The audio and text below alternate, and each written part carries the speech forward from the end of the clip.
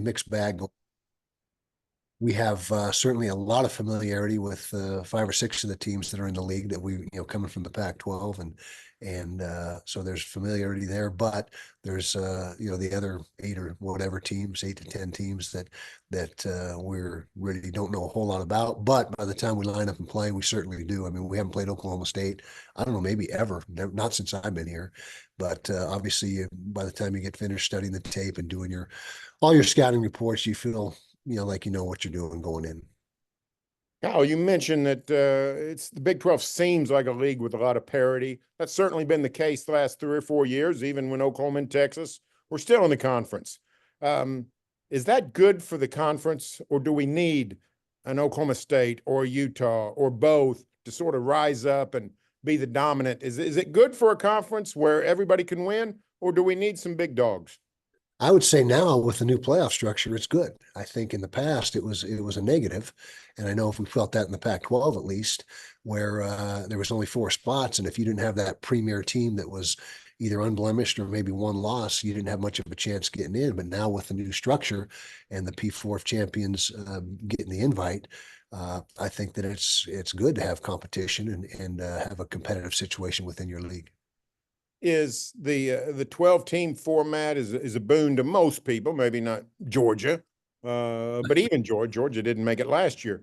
Is the 12-team format really invigorated most schools, most programs because of the increased access? Well, I know speaking for ourselves, it certainly has. It's been a huge plus because over the last 5 or 6 years, we felt there were times that maybe we should have been able to be in the playoff equation. But I know for us, our players are extremely excited about the opportunity, and now not trying to get ahead of ourselves because there's a lot of football you got to play and a lot of things you got to accomplish to get there. But I think it's a positive. Without a doubt for our program, and I think for college football in general, and I think you're going to see it go to 16 teams in the not too distant future. When you talk about not getting ahead of yourself, making, you got to navigate the Big 12 schedule. What about these Big 12 programs you're about to play? What are you most curious about? Like going to Stillwater on Saturday. You've been around a long time. What are you most curious about?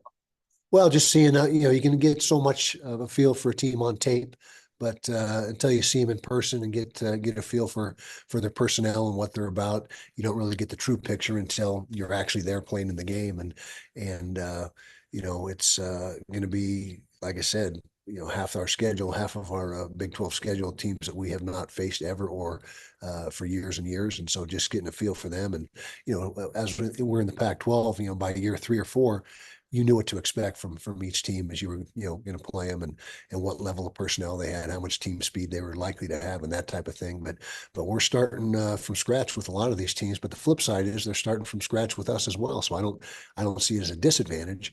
It's just a little more of the unknown going into this season.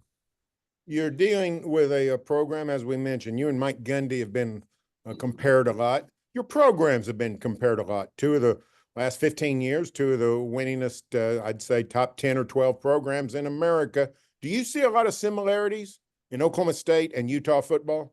I do, especially like I said, when I did the film study and when I got to know Mike a little bit, excuse me, at the spring meetings this year. I had never really had any interaction with him other than maybe a hello in a hallway at a convention or something, but had a chance to sit down and visit with him for a little bit. And no nonsense type of guy, tells it like it is, and really my kind of guy. I mean, that's I appreciated his down to earth, just just not pulling any punches and saying what's on his mind. Well, Kyle, we appreciate the time. You're on a limited schedule, got a big game, lots to do, but we appreciate you carving out some time for us. Enjoy your trip to Stillwater and good luck. Thank you very much. Appreciate you having me on. Thanks a lot. Kyle Whittingham, the University of Utah coach. We'll have more OSU football coverage every day at the Tulsa World and on tulsaworld.com. Hey, thanks, Kyle. I appreciate it. You got it. Take care. All right.